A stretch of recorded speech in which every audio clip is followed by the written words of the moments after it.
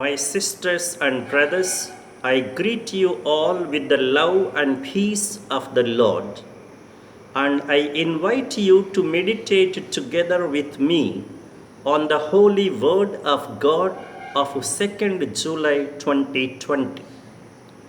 The focus of our reflection is, though it may sound and look naive and world-fashioned, yet it is true that sin is always destructive.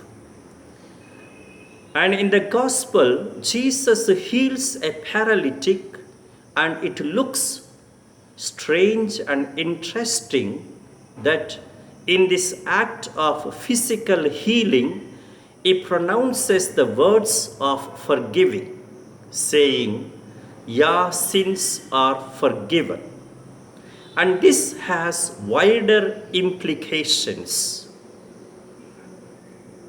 that every sin causes sickness and suffering, even though every suffering is not caused by sin only. This clearly means that every sinful way will reap unpleasant consequences, and no evil will go unaccounted and unpaid for in the sight of God. Every evil will bring upon us only disastrous results, even though it may bring temporary pleasures. And this is not to frighten us, but rather this should guard us against taking pleasure in doing wrong and in continuing to sin after sin. We should grow more in faith, and this is the faith. We are able to see what is true, see what is God's will, and see what is the work of God.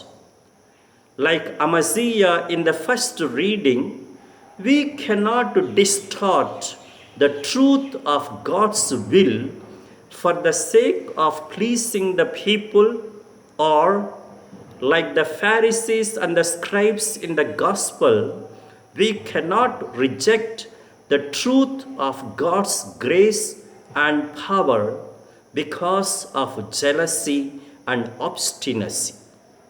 And now, the direction and the directive for our life is, we shall seek to be healed from the paralysis of jealousy and obstinacy, and seeking human favor that lead to distort the truth of God's will and power and to reject it. May we always be whole and wholesome, receiving our healing from God, and thus live a healthy and submissive life to God's will. God bless all of us.